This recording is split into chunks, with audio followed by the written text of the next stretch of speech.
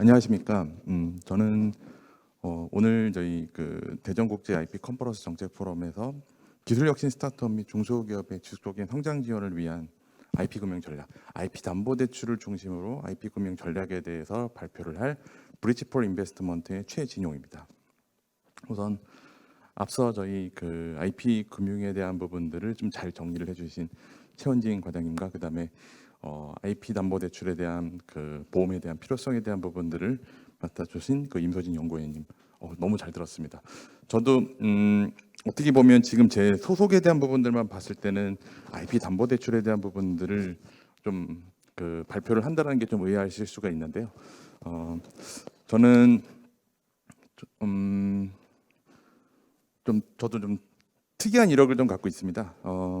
원래 이제 엔지니어로서 연구원 출신으로서 LG전자에서 표준 기술에 대한 부분들을 개발을 하고 표준화를 하고 일종 IP 특허권에 대한 것들을 개발을 하는 엔지니어였습니다. 근데 이 특허라고 하는 부분에 대한 가치를 이제 금융 관점에서 어떻게 활용하는 부분에 대한 어떤 그 당시에 이제 기술 금융이라는 부분이 좀 큰 화두였었는데 그 기술 금융이라는 부분들에 좀 약간 매력을 느껴 이제 신한은행에 이제 입사를 좀 하게 되었고 거기서 이제 처음에 이제 기술 평가를 담당하는 TCB 같은 기술 평가를 담당하는 평가역으로 좀 처음 시작을 좀 하였습니다.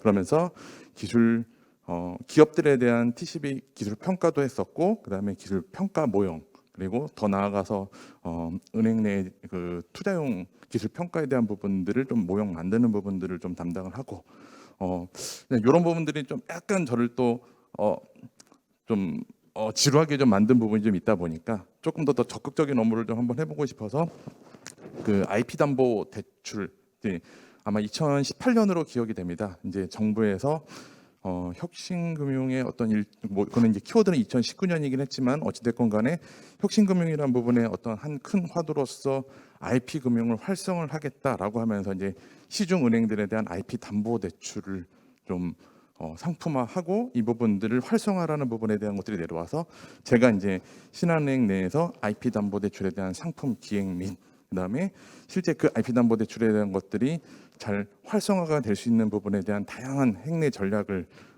만들었고요. 그다음에 아까 이제 지적하신 대로 IP 담보 대출이라고 하는 부분에 대한 활성화의 가장 큰 저의 요인은 바로 회수였습니다. 그 회수에 대한 부분들 실질적으로 금융을 태우는 데 있어서 금융기관들이 가장 어려워했던 부분에 대한 것들이 이에 대한 가치의 변동성에 대한 부분들을 이해를 하지도 못하고 그다음에 변동된 부분에 대한 것들을 어떻게 회수해야 되는 부분에 대한 것들이 전혀 없었기 때문에 특허청하고 그다음에 아마 발명진흥회랑 회수기구에 대한 부분들을 어떻게 워킹할 수 있을지 저는 좀 다른 관점에서 정부 사이드로 보기보다는 금융 관점에서 실제 회수할 수 있는 부분에 대한 어떤 프로세스를 좀 만들고 거기에 따라서 회수에 대한 부분들을 근간으로 해서 은행 내에 있는 IP 담보를 실질적 담보가 될 수 있는 정규 담보화하는 부분에 대한 업무를 좀 담당을 했습니다. 그래서 올해 제가 이제 7월까지 이제 신한은행 내에서 그런 부분들을 좀 담당을 하고 8월에 브릿지폴 인베스트먼트로 이제 옮기게 됐습니다. 이 부분도 앞서 저희 최원진 과장님께서 발표를 좀 해주셨지만 IP 금융이 이제 처음 시작을 했을 때 2018년에 대한 규모에 대한 부분들은 이제 1조 규모가 1조 규모 정도였는데 이제 그게 작년 기준으로 해서 이제 2조 규모로 확대를 되면서 이제 IP 담보 대출이 그 부분에 많이 큰 견인을 했었죠. 근데 좀 아쉬운 부분들은 꾸준하게 IP 투자 쪽에 대한 부분들이 증가는 하고 있지만 비중에 대한 부분들은 오히려 점점 떨어지는 부분이 좀 있습니다. 그래서 나름 거기에 따른 소명감을 가지고 투자 쪽에 대한 부분들을 좀 활성화하는 부분들을 좀 하고자 과감하게 이제 VC로 옮겨서 IP 직접 투자라든가 기술 기반 투자에 대한 부분들을 적극 활성화하는 부분을 담당을 좀 하고 있습니다.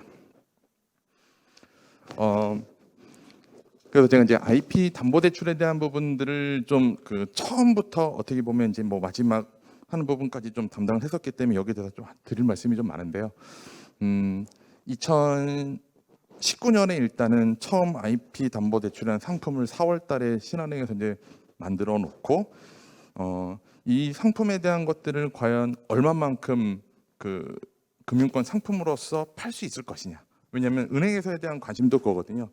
상품으로 만들어 놨지만 실제 그 부분이 판매가 안 된다고 한다면 의미가 없는 부분일 텐데 저도 여기에 대해서 예상을 했을 때 근데 그 전체 규모에 대한 부분들은 모르겠고 제가 이제 신한은행 기준으로서 생각을 했을 때는 연 300억이었습니다. 제 목표가. 그래서 100개 기업에게 300억에 대한 그 IP 담보 대출을 하는 게 제 목표였었는데 2019년에 제가 이제 신한은행 내에서 취급액 기준으로 IP 담보 대출을 188건에 880억을 제가 했던 기억이 있습니다. 그래서 아까 아마 이제 취급액 기준으로 했었을 때 뭐 4,331억에 대해서 그래도 한 20% 정도 되는 비중에 대한 부분들을 내 신한은행에서 좀 커버를 좀 했었고요. 그리고 이 보신 것처럼 그 2020년에 대한 부분들이 갑자기 IP 담보 대출에 대한 것들이 2배로 또 더 성장을 하면서 전체 규모가 1조 약 1,000억 원에 대한 규모로 확대가 되는데 이때에 대한 부분들은 가장 큰 영향은 바로 뭐였냐면 코로나였습니다. 코로나와 그다음에 제가 이제 신한은행 내에서 추진했을 때에 대한 부분들은 바로 IP 담보의 정규 담보합니다. 그럼 이건 무슨 얘기냐면 실제 IP 담보 대출이라는 부분들을 시중은행들이 만들어냈지만 실제 이거를 담보로서에 대한 어떤 역할을 할 수가 금융권 내에서 동작을 안 했기 때문에 담보로서 인정을 안 하고 그냥 신용 대출로 포대가락기식에 대한 부분들로 가름해서 좀 진행을 했던 부분에 대한 것이 있었습니다. 그래서 2020년에 회수기구가 만들어진 부분도 좀 있었지만 실제 금융권 내에서도 이제 그거를 근간으로 해서 정규 담보하는 부분에 대한 움직임이 있었고 제가 이제 좀 시중은행 내에서는 약간 발빠르게 2020년 초에 이제 정규 담보화를 최초화로 좀 시도를 좀 했었습니다. 그러면서 코로나를 통해서 실제 기업들에게 대출에 대한 부분들은 계속 들어갈 수밖에 없었고 그러면 실제 금융권 내 대출은 딱 2가지로만 보시면 됩니다. 신용대출과 담보대출 2가지 형태에 대한 부분들인데 신용대출에 대한 부분들을 무한대로 늘릴 수 있는 부분들은 없습니다. 왜냐하면 금감과 금융위로부터 은행들은 거기에 대한 규제를 받고 있거든요. 그러면 이 부분에 대한 것들을 실제 기업들에게 뭔가 대출을 해줄 수 있는 부분에 대한 그러니까 도움이 될 수 있는 부분들을 해줄 수 있는 거는 신용대출로서는 한계가 있었는데 이 IP 담보가 정규 담보화가 되면서 실제 그 부동산처럼 그 담보권에 대한 부분 담보 인정 비율을 잡히는 부분들이기 때문에 이거는 신용대출 비중에서 빠지게 되죠.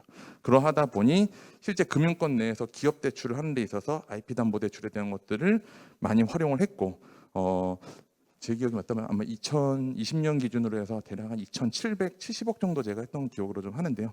이게 급성장을 좀 하게 된 어떤 계기가 되지 않았나 좀 싶습니다. 그러면서 보신 것처럼 이게 좀 잘 보이진 않는데 이제 그 중기대출 마중물에 대한 역할을 한다고 하면서 바로 금리와 대출 규모에 대한 부분들 늘어나고 특히 금리 같은 경우가 이제 신용대출 중기 신용대출보다 더 낮은 부분에 대한 것들을 좀 많이 언급을 하고 있는데 그 이유에 대한 부분도 바로 뭐냐면 IP 담보를 정규 담보화를 가능하게 했기 때문에 금리에 대한 부분들도 인하에 대한 효과가 있어서 실질적으로 이런 부분에 대한 것들이 어떤 혁신, 중기 혁신 그 대출 상품으로서에 대한 어떤 역할을 좀 하지 않았나 싶은 생각이 듭니다. 네, 그러면 제가 이제 이 부분에 대한 것들은 아마 IP 담보 대출을 처음 만들고 2019년에서도 제가 한번 발표를 했던 기억이 있는데요. 결국 이 IP 담보 대출이라는 부분에 대한 것들이 진짜 금융권 내에서 정말 그 우리가 원래 타겟으로 한 부동산이라던가 이런 실질적 담보에 대한 부분들이 없는 기업들에게 신용대출 말고 다른 담보로서 뭔가 역할을 해줄 수 있는 부분에 대한 그 역할을 이걸 해주고 싶다고 했는데 과연 이게 진짜 그 가능한 것이냐? 제가 이제 상품을 만들면서 여기에 대한 부분들을 이제 실제 금융권단에서 많이 들었던 부분에 대한 것들을 한번 좀 정리를 좀 해봤습니다. 우선 지식재산권이라고 하는 부분에 대한 것들은 특허권을 포함해서 실용신한권, 상표권, 디자인권 등 다양합니다. 노하우까지. 근데 제가 IP 담보대출을 금융권 상품 내에 만들면서 상품으로서 취급 가능하게 했던 부분들은 오직 특허권으로만 한정을 했습니다. 그런데 이 부분에 대한 것들은 나중에 많은 지적을 받았어요. 왜냐하면 특허권을 보유한 기업 말고도 실용신한권 이런 부분의 상표권 이런 다양한 지식재산권에 대한 것들은 왜 활용을 못했느냐. 제 목표는 뭐였냐면 IP 담보대출이라고 하는 부분들을 금융권 내에 일단 제대로 된 담보대출 상품으로서 만들고 싶은 부분이었고 그 담보로서에 대한 가치를 그나마 다른 지식권, 재산권에 대한 여러 종류 중에서 특허권이라고 하는 게 법률적인 부분에 있어서 일단 그 권리를 보호받을 수 있는 부분이 있기 때문에 이 특허권에 대한 부분들로 한정돼서 금융권에 대한 인식 제고에 대한 부분들을 우선적으로 좀 진행을 했습니다. 그래서 아마 이 부분들이 좀 자리를 잡고 잘 동작한다면 점차 뭐 실용신앙권, 상표권 등으로 확대되지 않을까 좀 싶습니다. 그러나 아직까지는 이 금융권 내에 이제 실용신앙권, 상표권, 디자인권 등에 대한 지식재산권들은 담보로서 뭔가 대출을 취급하기는 어려움이 있다. 그리고 제가 이걸 가지고선 보증을 기반으로 해서 하는 부분들도 좀 진행을 해보려 했었는데 현실적으로 좀 어렵더라고요. 왜냐하면 금융권 내 여기에 대한 인식에 대한 부분들이 아직 낮은 수준이다 보니까 이걸 대출의 형태인 론으로서 취급하는 부분에 대한 거부감이 있기 때문에 이 부분들은 조금 더 IP 담보대출하고 하는 특허권에 대한 것들이 활성화가 되면서 그 인식에 대한 금융권 내 제고가 좀 되어야 가능하지 않을까 좀 싶습니다. 그리고 이 IP 담보대출은 결국 기술력이 뛰어난 혁신 기업에 대한 그 지식재산권 특허권을 가지고선 담보대출을 해주려는 거였습니다. 항상 가능한가? 네, 이 부분 때문에 이제 상품 만들 때 많이 싸웠거든요. 그래서 아까 그 임연구원위원께서도 발표를 해주셨을 때 금융권 내에서 실제 이 IP 담보대출이라고 하는 거는 매우 리스크 관리가 안 되는 상품입니다. 이걸 하면 할수록 리스크가 올라갈 수밖에 없어요. 전제 조건은 뭐냐면 이 지식재산권에 대한 부분들만 보고 담보대출을 해줬을 때, 그래서 어쩔 수 없이 제가 이제 말씀드렸지만 금융권 내 어떤 하나의 금융 상품으로서 안정적으로 자리 잡고 확대하는 부분에 대한 것이 목표였기 때문에 당연히 기술력이 뛰어난 혁신 기업들에게 대출해주는 부분이긴 하지만 좀 금융권 내 어떤 리스크 관리를 위해서 신용 등급에 대한 부분들을 가지고선 쿼터를 둬서 좀 하한 구간을 좀 둔 부분에 대한 한계가 좀 있습니다. 근데 실질적인 결과는 아까 뭐 최원진 과장님도 보여주셨지만 생각보다 그 신용 등급이 높은 등급이 아닙니다. 실질적으로 대출해줬을 때 보게 되면 되게 낮은 등급에 대한 부분인데 이제 금융권 내에서는 이제 그 기준값 이상에 대해서만 IP 담보 대출이 취급이 가능하다라는 부분에 대한 어떤 한계점을 좀 가지고 있습니다. 그리고 이제 IP 담보 대출을 하기 위해서는 결국 여기에 따른 감정가액에 대한 어떤 그 공신력이 매우 중요한데요. 저도 이제 이 IP 담보 대출을 통해서 IP 뭐 기술 가치 평가, 저희 이제 IP 가치 평가라고 하죠. 그 IP 가치 평가에 대한 부분들을 실제 금융권 내에서 아직 지금까지도 이미 지금 3년간 만 3년이 지났음에도 불구하고 이 기술 가치 평가, IP 가치 평가에 대한 부분들을 금융권 내에서 뭔가 받아들이는 부분에 있어서는 약간 인지도가 좀 떨어집니다. 그래서 이 부분들을 좀 공신력을 높이기 위한 부분들은 무엇일까에 대한 고민이 좀 많이 필요한 것 같습니다. 그래서 2020년에 일단은 그 정부와 저희 그 은행들이 일단은 출연을 한 IP 회수 기구에서 이제 이 부분에 대한 지속적인 품질 관리와 그다음에 실제 이게 회수가 되는 부분에 대한 어떤 사례들을 통해서 그 부분에 대한 공신력을 올리기 위한 부분의 노력을 좀 했고요. 그래서 좀 안타까운 소식이긴 하죠. 왜냐하면 제가 그 2020년에 3건의 IP 회수 기구를 통해서 3건의 그 부실당한 기업에 대한 그 IP를 회수를 처리를 좀 했습니다. 그래서 아니 2019년 만 2년도 안 되는 상태에서 왜 부실이 나냐? 정확히 말씀드리지만 IP 담보 대출이 문제가 있어서 부실이 난 게 아니고요. 기업에 대한 부실입니다. 그러니까 그 기업은 금융권에 오랫동안 그 거래를 해온 것이고 여기에 어떤 하나의 어떤 대출 상품으로서 IP 담보 대출에 대한 부분들을 그냥 취급을 했던 것이지 이 기업에 대한 부실인 부분인 거지 이 담보 대출에 대한 부분에 대한 문제는 아닙니다. 그래서 어찌됐건 간에 그 부분들을 하나의 어떤 금융 관점에서 실제 회수할 수 있는 부분에 대한 프로세스를 잘 만들어 놓고 실제 이게 동작을 하더라라는 부분들을 금융권 내에 좀 보여줬고 실제 그게 그 이제 부실난 부분에 대한 담보를 처리를 하는 그 부서가 있습니다. 이제 은행별로 이제 부서명은 다를 텐데 그 여신관리부에서도 이 지식재산권에 대한 것들을 회수를 할 생각은 안 했지만 회수기구를 통해서 그 회수가 된다는 부분들을 가지고 이제 올해에도 아마 적극적으로 뭐 회수를 할 수 있는 방안에 대한 또 신한은행 내에서는 그 부분들이 여신관리부 입장에서는 우수 사례로 본인들이 발표를 하면서 했던 그런 기억이 좀 있습니다. 그리고 이 IP 담보 대출이라고 하는 부분들은 결국 기술력에 대한 평가다 보니까 이제 그 딥테크, 하이테크 분야에 대한 어떤 그런 기업들, 특히 창업 기업과 이런 스타트업들에게 뭔가 담보 대출이 가능할 것이냐. 네, 저도 이 부분에 대한 것들 처음 시작에 대한 목표, 상품의 구성은 이 부분이 목표이긴 했는데 어렵더라고요. 근데 이제 그럼에도 불구하고 저는 뭐냐면 그 은행에 있을 때 이런 스타트업들에게도 실제 IP 담보 대출이 가능할 수 있는 부분에 대한 것들을 일단 영업점과 다양한 형태에 대한 부분들을 모색을 좀 했었고, 특히 이제 저희 그 신용보증기금과 이 부분에 대한 다각적인 협업을 통해서 좀 많이 진행을 했던 건이 있습니다. 이 부분에 대한 내용은 좀 뒤에서 한번 더 설명드리도록 하겠습니다. 그래서 결국 이런 기업들에게 IP 담보 대출이 일어나려면 필요한 것은 바로 뭐냐? 이제 이게 결국 그 창업 기업, 스타트업 및 중소기업에게 뭔가 IP 금융이 활성화되는 데 있어서 가장 키워드가 될 것 같습니다. 실제 이제 금융인으로서 그러니까 은행들 입장에서 얘네들한테 IP 담보 대출을 해줄 수 있는 부분들은 결국 담보권이에요. 실제 이 담보가 회수가 되더라. 그럼 회수가 될 수 있는 부분에 대한 방안을 마련을 해줄 수 있는 부분들, 결국 회수 기구에 대한 역할에 대한 부분들이 저는 강화가 돼야 된다고 보고요.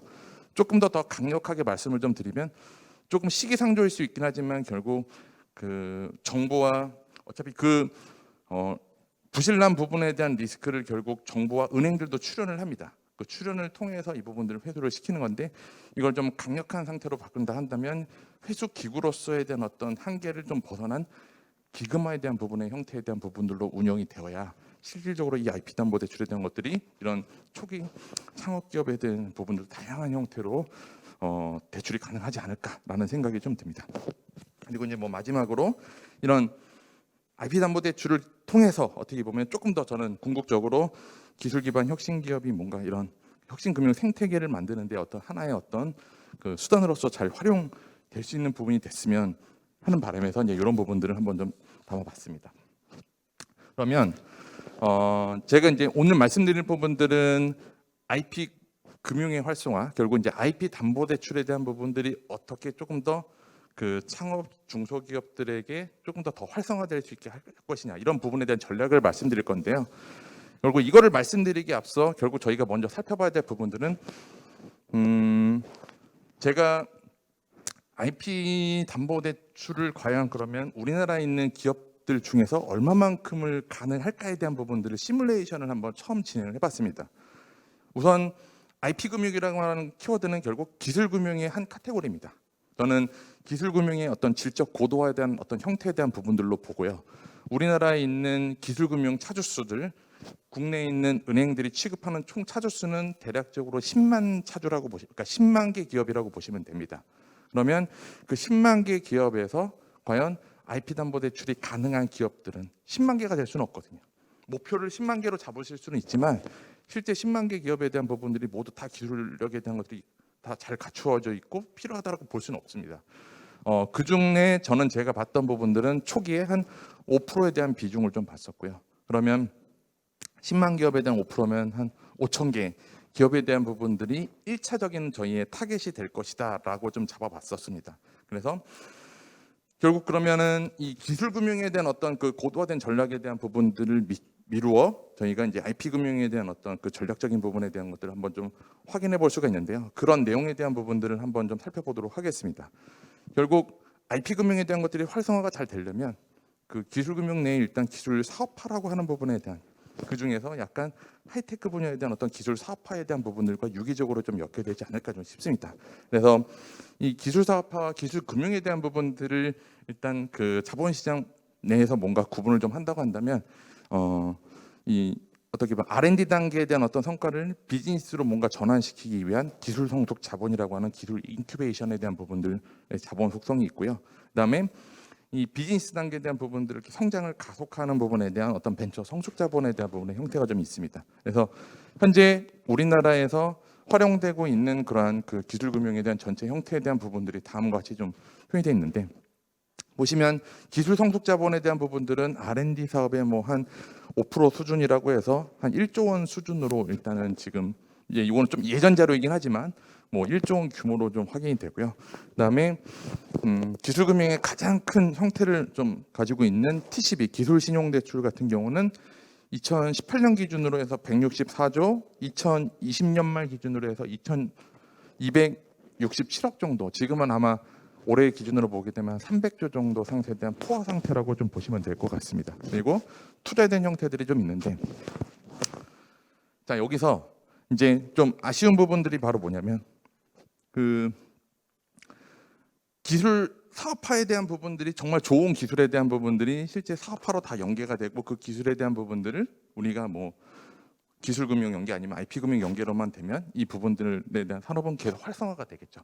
근데 보시는 것처럼 이 R&D 단계에서 기술을 공급하는 측면에서에 대한 본인들 입장에서에 대한 가치를 보게 되면 매우 높은 가치로 인정을 하죠. 근데 실제 이 기술을 기반으로 사업화를 하는 이 수요 측면에 대한 산업계 입장에서 보게 되면 이에 대한 그 경제적 가치에 대한 부분들은 매우 낮은 수준입니다.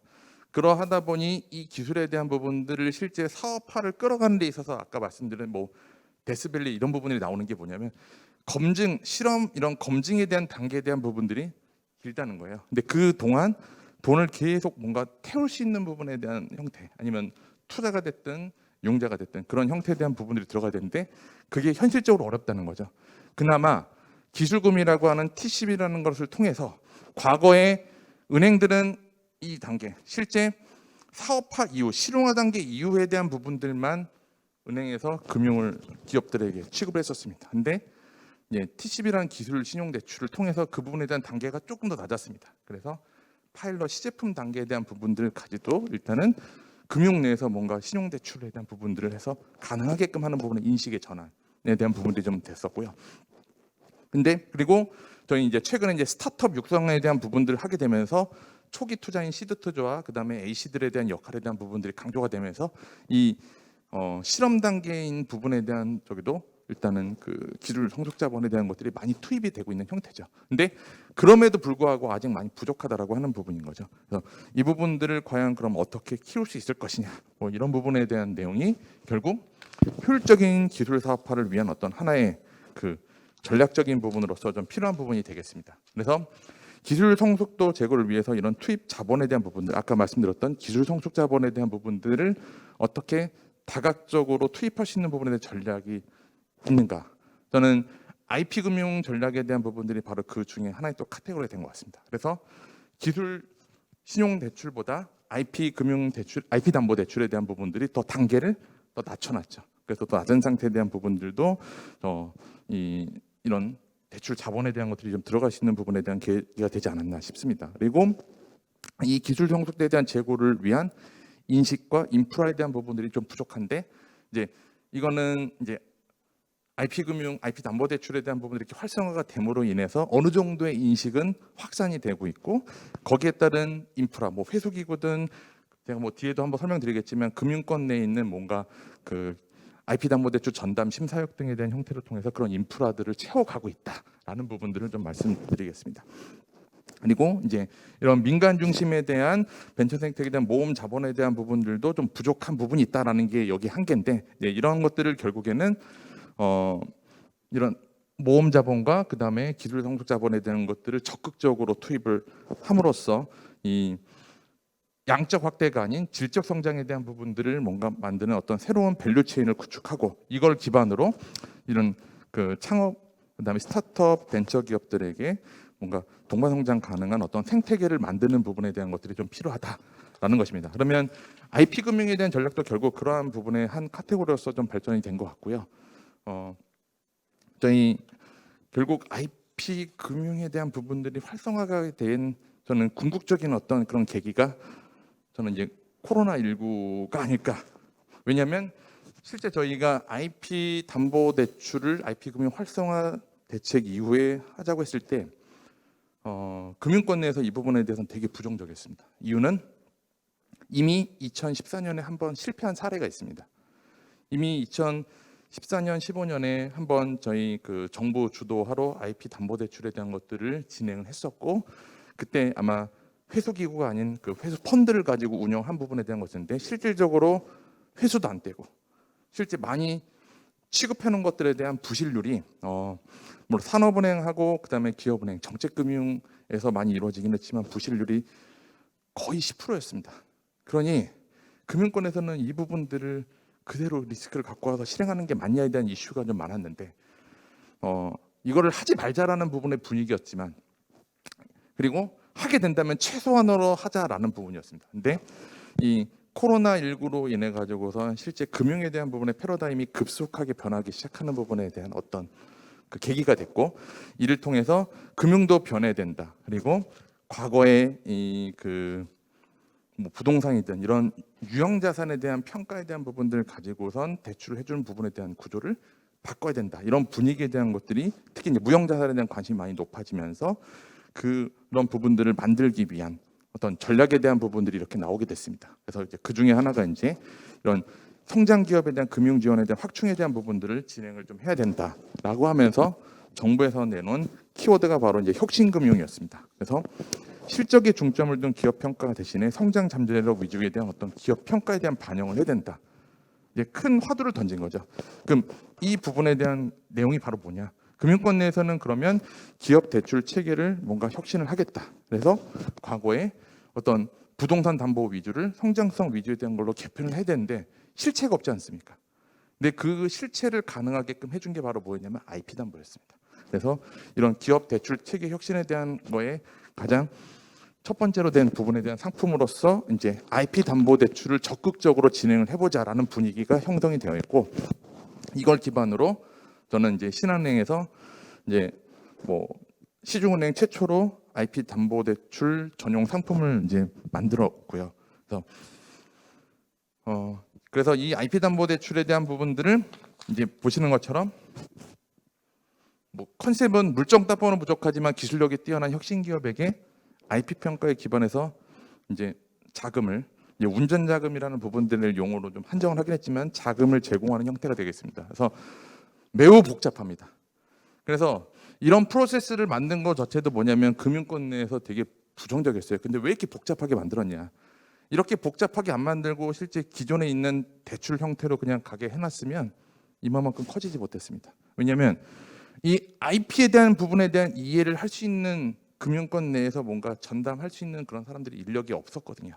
그래서 그 부분에 대한 것들을 실제 영업점에서 커버가 안 되기 때문에 이제 본점 내 그 전담 부서를 좀 두고, 실제 영업점에서는 이제 기업들이 IP 담보 대출을 진행하려고 합니다라고 오면 저희 이제 본점 부서로 그 부분이 가능한지에 대한 여부를 요청을 한 다음에 저희는 이 발명의 평가 기관과 회수 기구와 유기적인 어떤 관계를 가지고 그분이 가능한, 그리고 실제 저희 신한은행 같은 경우 뭐 이제는 아니지만 과거에 제 직장이었던 신한은행 같은 경우는 IP 담보 대출을 전담으로 하는 심사역이 따로 있었습니다. 그러하다 보니 이 부분에 대한 심사에 대한 부분들이 좀 더 신속하게 진행될 수 있는 부분들이 있었고, 이걸 또 적극적으로 취급하게 된 어떤 그런 계기가 됐습니다. 그러면서 이제 내부의 가장 큰 이슈에 대한 부분들은 바로 뭐였냐면 담보 IP에 대한 회수 리스크.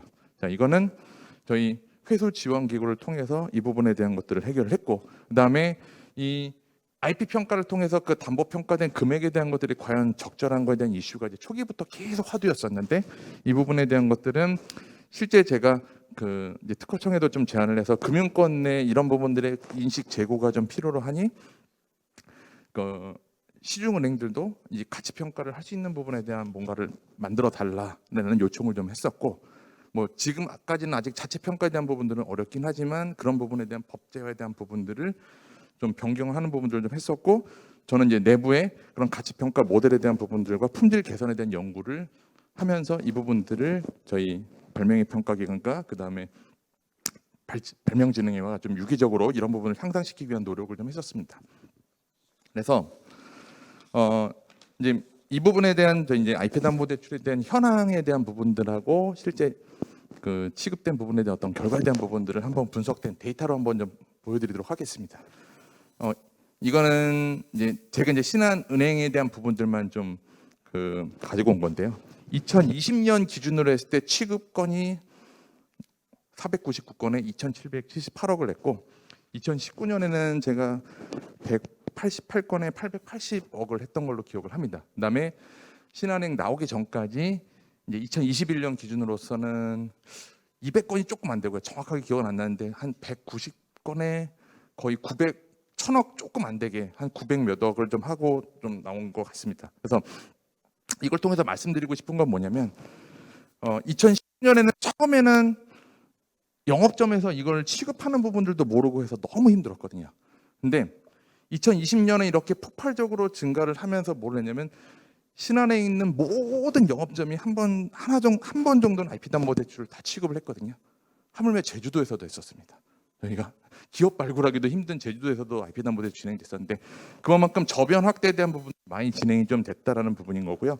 그리고 여기에 대한 근거는 아까 제가 서두에서 말씀을 좀 드렸지만 이 코로나로 인해 가지고선 기업들에게 대출을 해줄 수 있는 부분이밖에 없는데 신용대출에 대한 것들은 한도에 대한 것들이 막혀 있는데 제가 IP담보대출을 정규 담보화하면서 담보인정 비율에 대한 것들이 그 신용대출이 안 잡히다 보니까 그만큼의 여유분에 의해서 이 대출에 대한 활성화에 대한 부분들이 좀 된 게 아닐까. 그래서 제가 이제 영업점에 계신 그 담당하시는 저희는 이제 은행에서는 RM이라고 하는데 그 RM 분들에게 가장 많이 들었던 소리 중에는 이렇게 좋은 상품 만들어줘서 고맙다. 본인들이 영업하는 데 있어서 과거에는 부동산 뭐 있으세요? 라는 부분들을 가지고선 접근을 하기 시작했다고 한다면 그 적극적으로 잘하시는 분은 처음 가서 영업하실 때 그러신답니다. 특허 뭐 있으세요?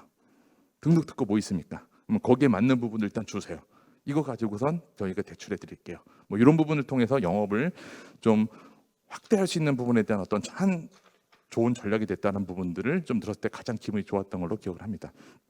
그리고 저희가 이제 그 전체적인 자료는 제가 얻을 수가 없어서 신한은행에서 취급했던 그 집계 자료만 가지고선 그 취급된 기업들에 대한 업종별 건수와 그 다음에 총 금액이고요. 이 원안에 있는 거는 이제 평균 금액이 되겠습니다. 그래서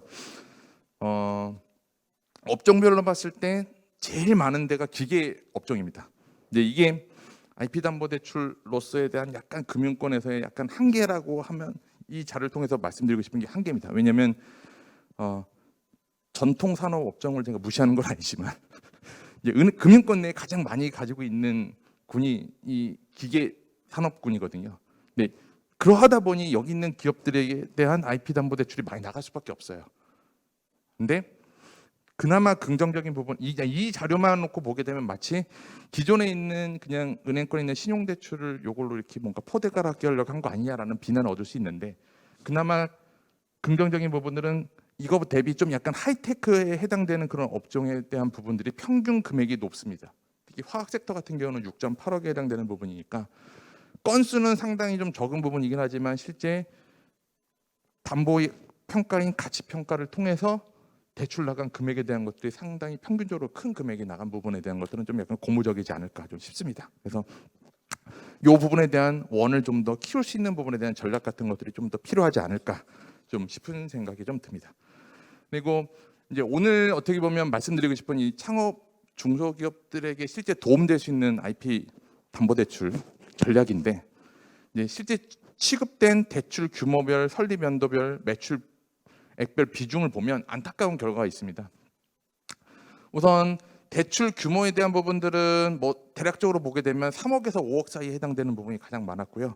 이거는 이제 2019년과 20년 기준으로 말씀을 좀 드리면 타행들은 2019년 대비 20년에 취급했던 금액의 평균 금액이 다 올라갑니다. 예를 들면 모 은행, I은행은 뭐 한 4억 평균 금액이 3억이었다고 한다면 2019년에 2020년에는 갑자기 7억으로 올라갑니다.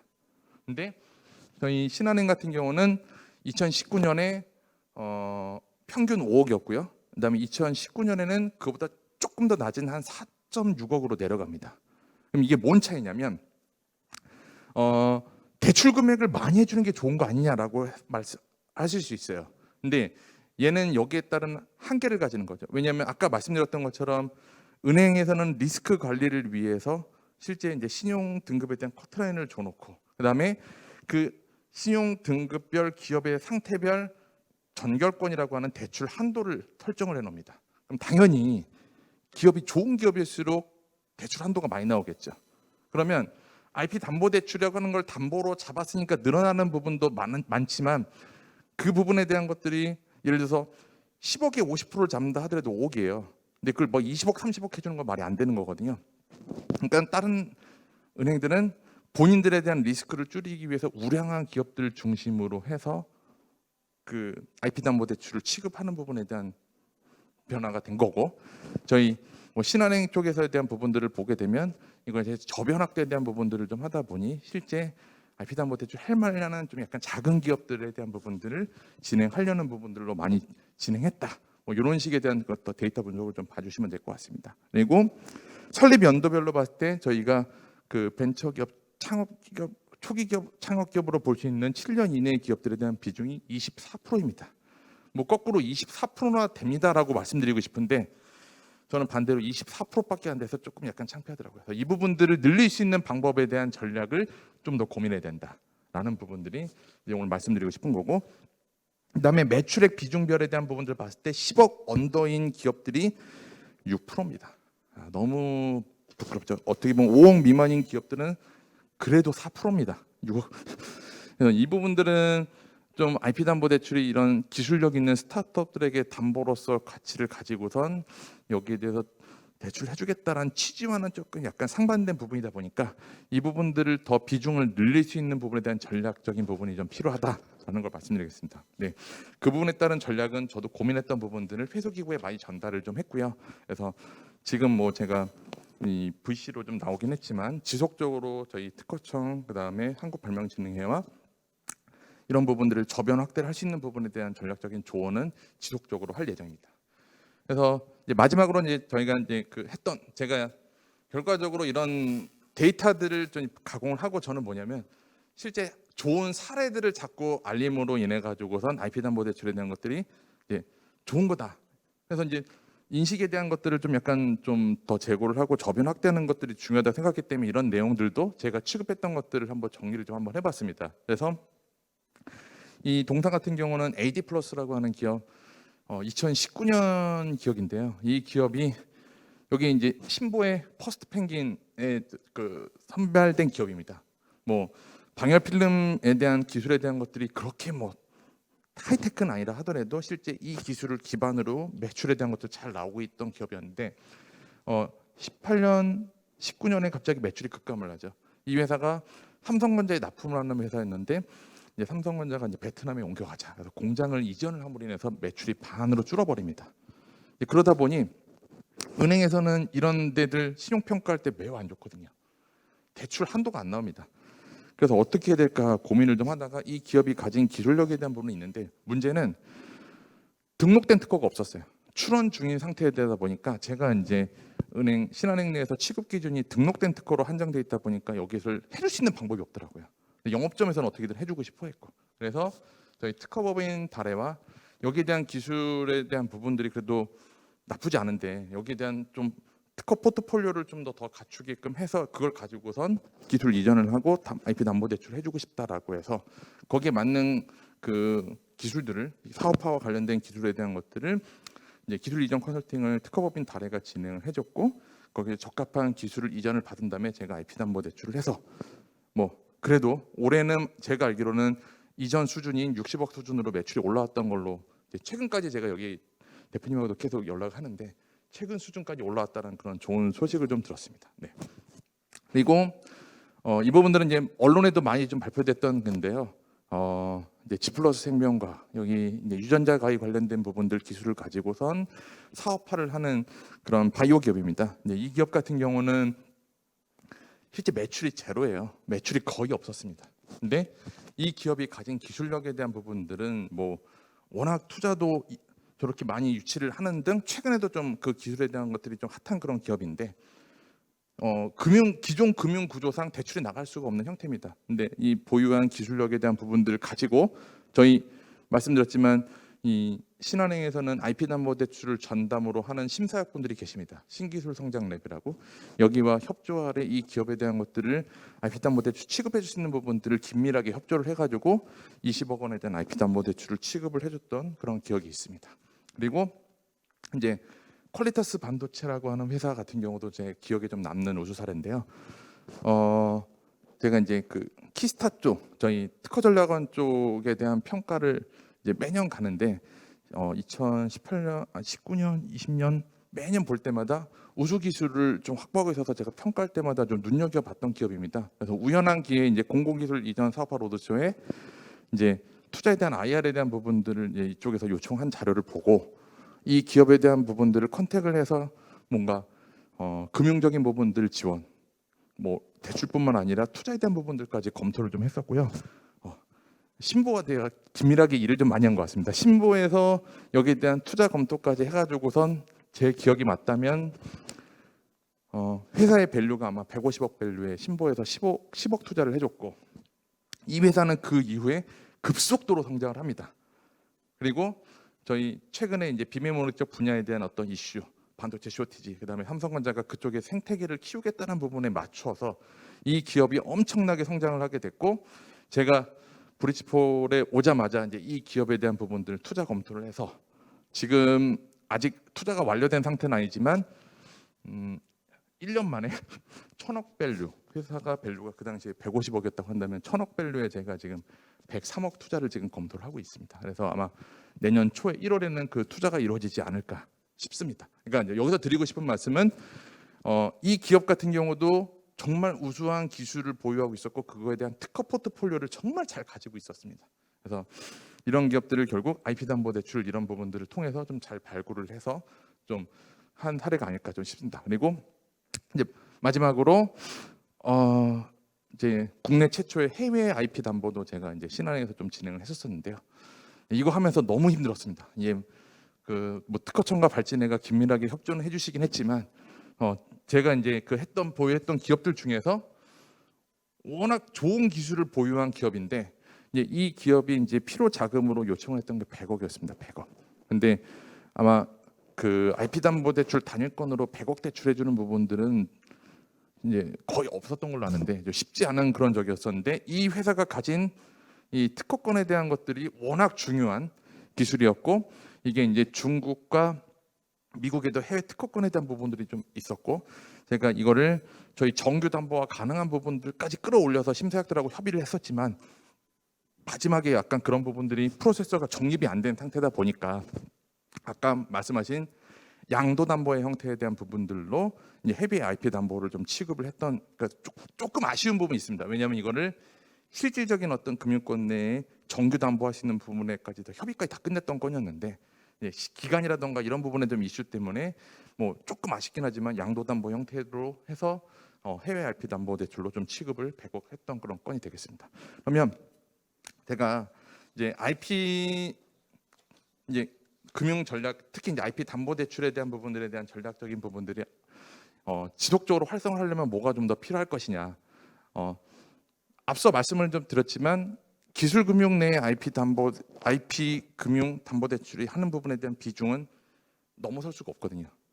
100%가 될 수도 없고. 그러면 아까 제가 5%라고 말씀드렸던 부분들은 현재 기준에 대한 상태인 거고, 우리가 기술력 있는 기업들에 대한 것들을 잘 발굴을 하고 그 기업들에게 IP 포트폴리오에 대한 것들을 잘 구축하게끔 하는 부분에 생태계를 만들어서 질적 고도화를 하게 된다면, 결국 이 IP 담보 대출이 취급 가능한 그 고객군에 대한 부분의 확대를 위한 부분에 대한 전략적인 부분들을 많이 고민을 해야 된다라는 부분이 좀 필요한 것 같고요.